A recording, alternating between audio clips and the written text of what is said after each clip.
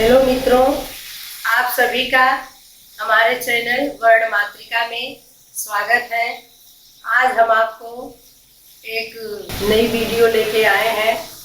वह है छंद का, और उस छंद का नाम है अनुष्टुप छंद। तो मित्रों, प्राचीन वाङ्मय में ज्यादातर अनुष्टुप छंद का ही प्रयोग हुआ है। जैसे रामायण, महाभारत, हमारे 18 पुराण एवं उप पुराण, यह सभी जो है अनुष्टुप छंदों में ही लिखा गया है। अनुष्टुप छंद संस्कृत साहित्य जगत का बहुत ही लोकप्रिय और महत्वपूर्ण छंद है। इसको श्लोक या पद्य भी कहते हैं। और मित्रों, जैसे कि रामायण को आदि काव्य कहते हैं, वैसे ही वाल्मीकि को आदि कवि कहा जाता है। तो वाल्मीकि ने अपनी रामायण का इसी छंद में निर्माण किया था, या इसी छंद में रामायण की रचना किए थे। उसका जैसे पहला श्लोक है, मां निषाद प्रतिष्ठा त्वम गमः शाश्वती समा। यह जो है अनुष्टुप छंद में ही है। अनुष्टुप छंद मित्रों जो है, इसमें अनुष्टुप छंद के प्रत्येक चरण में 8 वर्ण होते हैं या 8 अक्षर होते हैं। अनुष्टुप छंद के प्रत्येक चरण में 8 अक्षर होते हैं, और चारों चरणों में मिलाकर के कितने हो गए? 8 × 4 = 32। तो देख लीजिए, अनुष्टुप छंद के प्रत्येक चरण में 8 अक्षर होते हैं, चारों चरणों में कुल मिलाकर के 32 वर्ण होते हैं। जिस छंद में या जिस श्लोक में आपको उसके चरण में 8-8 वर्ण मिले, वहां पे अनुष्टुप छंद होगा। इसमें वर्ण की गणना होती है, इसलिए इसे वार्णिक छंद कहा जाता है। तो मित्रों, ये देखिए, इसका लक्षण क्या है?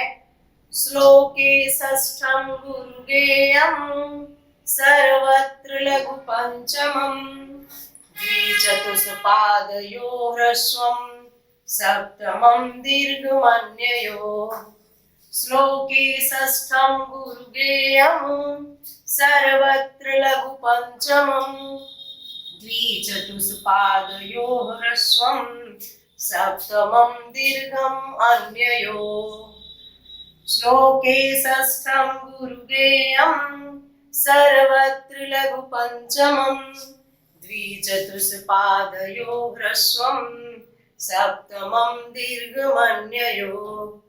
तो मित्रों, यह इसमें लक्षण में क्या बताया जा रहा है कि श्लोके षष्ठम गुरुगेयम, इसमें जो है 6वें वर्ण को गुरु मानना चाहिए। गुरुगेयम अर्थात गुरु जानना चाहिए। और सर्वत्र लघु पंचमम, और प्रत्येक चरण में, सर्वत्र अर्थात प्रत्येक चरण में 5वां वर्ण को लघु मानना चाहिए। लघु अर्थात ह्रस्व। और द्विचतुष्पादयो ह्रस्वम सप्तमम दीर्घमन्यु। द्विचतुष्पादयो मतलब दूसरे और चौथे चरण में, पाद में या चरण में 7वां वर्ण ह्रस्व होता है, और दीर्घम अन्ययो, शेष में दीर्घ होता है 7वां वर्ण, अर्थात दीर्घम अन्ययो, शेष चरण में 7वां वर्ण दीर्घ होता है। तो शेष चरण मित्रों कौन सा बचा? जब दूसरे और चौथे पाद में हम 7वें वर्ण को ह्रस्व मान लिए, लघु मान लिए, तो बचता कौन सा है? पहला और तीसरा, अर्थात पहले और तीसरे चरण में 7वां वर्ण को दीर्घ मानना चाहिए। तात्पर्य यह निकला कि जहां पर 5वां वर्ण, 6वां वर्ण, जिसके प्रत्येक चरण में 6वां वर्ण गुरु हो, और प्रत्येक चरण में 5वां वर्ण लघु हो, और दूसरे तथा चौथे चरण में 7वां वर्ण ह्रस्व हो, और पहले और तीसरे चरण में 7वां वर्ण दीर्घ हो, मित्रों वहां पे हमारा अनुष्टुप छंद होगा। इस छंद में जो है सिर्फ 5वें, 6वें और 7वें वर्ण के लिए निर्देश दिया गया है कि इसमें कौन कौन सा चिन्ह होगा या क्या होगा, गुरु होगा या ह्रस्व होगा। सिर्फ 5वें और 6वें और सातवें पर ही इस छंद को घटित करना है।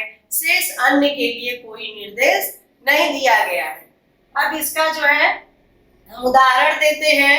हाँ मित्रों, तो ये बता रहे थे कि अनुष्टुप छंद में जो है पांचवा वर्ण, जिस छंद के प्रत्येक चरण में पांचवा वर्ण लघु हो और छठवां वर्ण गुरु हो और पहले और तीसरे पाद में सातवां वर्ण गुरु हो और दूसरे और चौथे पाद में सातवां वर्ण लघु हो या ह्रस्व हो, वहां पर अनुष्टुप छंद होता है।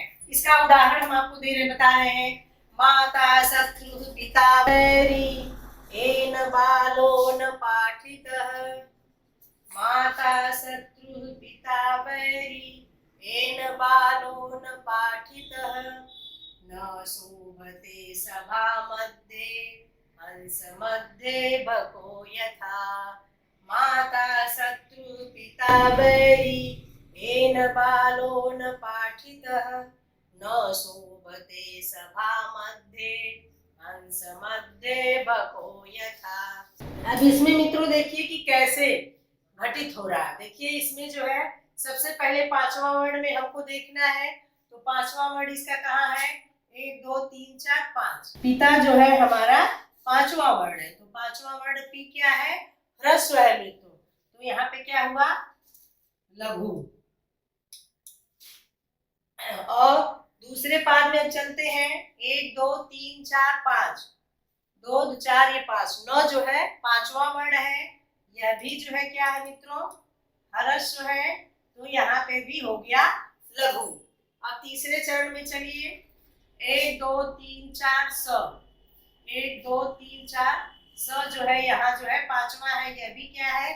यह भी ह्रस्व है, तो यहाँ पर भी लघु हो गया। चौथे चरण में देखिए हंस मध्य बको यथा।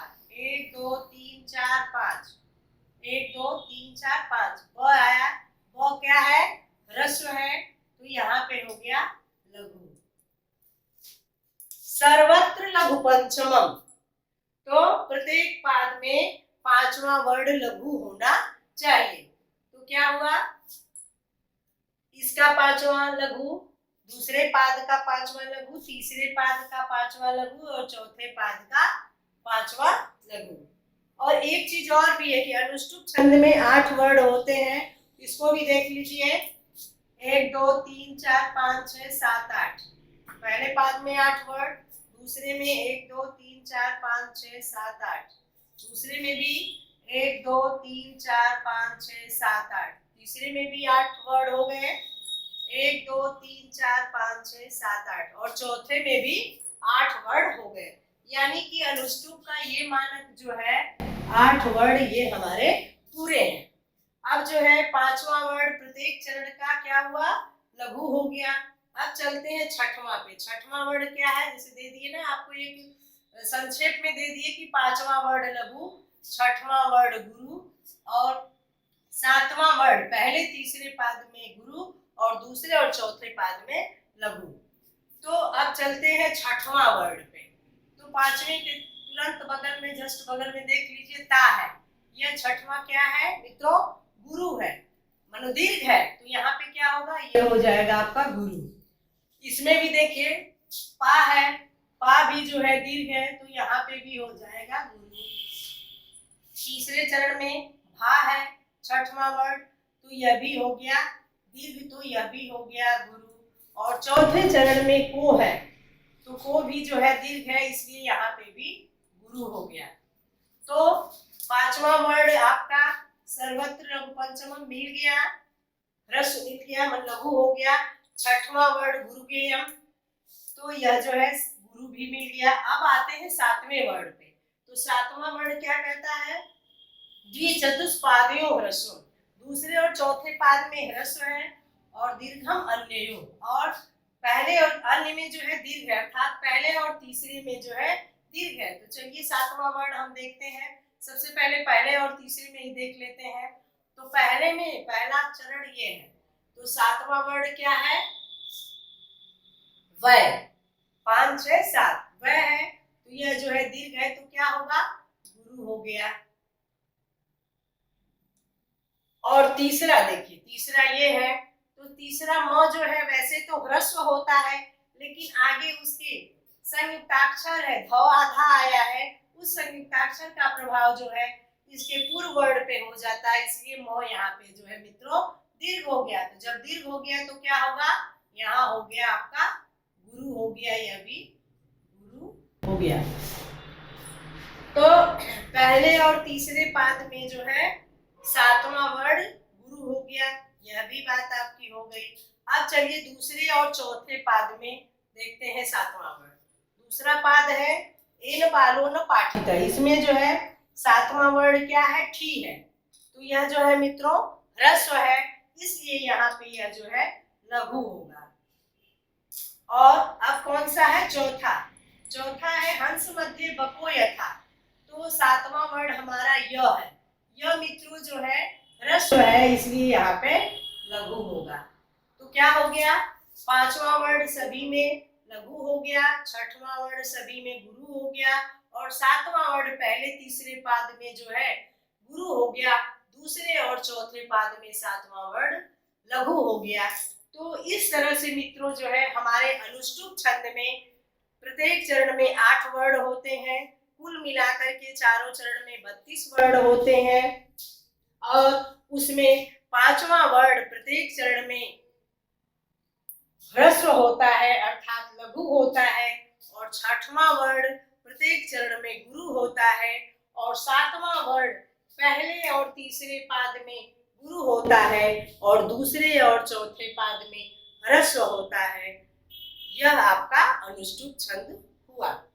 तो अब जो है इसको आपको अभी बताया भी कि इसको श्लोक भी कहते हैं, पद्य भी कहते हैं, वार्णिक छंद है यह हमारा, इसको आदि छंद कहते हैं। अब इसके अन्य उदाहरण भी हैं, अन्य उदाहरण आपको दिए हैं समझने के लिए।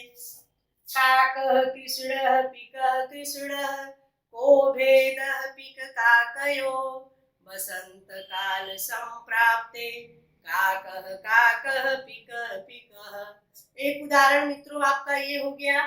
दूसरा उदाहरण है गुरु ब्रह्मा गुरुर्विष्णु गुरुदेवो महेश्वर गुरु साक्षात् परम ब्रह्म तस्मै श्री गुरुवे नमः। इसमें भी अनुष्टुप छंद है, और है शैले शैले न माणिक्यम मौक्तिकं न गजे गजे साधुवान सर्वत्र चंदन न बने बने। तो मित्रों इस तरह से जो है बहुत सारे छंद आपको, बहुत सारे श्लोक आपको अनुष्टुप छंद में मिलेंगे। तो यह जो अभी हम आपको उदाहरण में दिखाए समझाए, इसमें सारे निर्देश अनुष्टुप के घटित हो रहे हैं कि पांचवा वर्ण लघु हो गया, छठवां वर्ण जो है गुरु हो गया, पहले तीसरे पाद में सातवां वर्ण गुरु हो गया, दूसरे चौथे पाद में सातवां वर्ण लघु हो गया। तो यह सारे लक्षण इसमें घटित हुए, इसलिए इस उदाहरण में आपका अनुष्टुप छंद हुआ। प्रतियोगी परीक्षाओं में मित्रों पूछता है कि आदि छंद किसे कहते हैं, या 8 वर्णों वाला छंद कौन सा है, या अनुष्टुप छंद के प्रत्येक चरण में कितनी मात्राएं होती हैं, या जिसके प्रत्येक चरण में पांचवा वर्ण लघु हो वह कौन सा छंद होता है, या जिसके प्रत्येक चरण में छठवां वर्ण गुरु हो वह कौन सा छंद है, और जिसके प्रत्येक पाद में पहला और तीसरा वर्ण गुरु है वह कौन सा छंद है, या दूसरा और चौथा वर्ण लघु हो वह कौन सा छंद है। तो इस तरह से तमाम प्रश्न आपको पूछे जाते हैं प्रतियोगी परीक्षाओं में, तो इनको आप ध्यान में रखिएगा कि यह जो है अनुष्टुप छंद में होता है। और सबसे पहले उसकी मात्रा पे ध्यान दीजिएगा, वर्ण पे ध्यान दीजिएगा कि इसमें प्रत्येक चरण में 8 अक्षर होते हैं, कुल मिलाकर के 32 वर्ण होते हैं। अर्थात जिस श्लोक के प्रत्येक चरण में पांचवा वर्ण लघु हो और छठवां वर्ण गुरु हो और सातवां वर्ण पहले और तीसरे पाद में गुरु हो और दूसरे और चौथे पाद में लघु हो, वहां पे अनुष्टुप छंद जानना चाहिए। तो मित्रों हमारी वीडियो आज का विषय यहीं तक। अब अगर आप मेरे वर्ण मातृका चैनल पे नए हो तो मेरी वीडियो पसंद आई हो तो आप मेरे चैनल को सब्सक्राइब कीजिए, लाइक कीजिए और अपने मित्रों में शेयर कीजिए, जिससे अधिक से अधिक लोग इस वीडियो का लाभ उठा सकें और आप अपनी प्रतियोगी परीक्षाओं में सफलता प्राप्त कर सकें। इसी के साथ आपको बहुत बहुत धन्यवाद।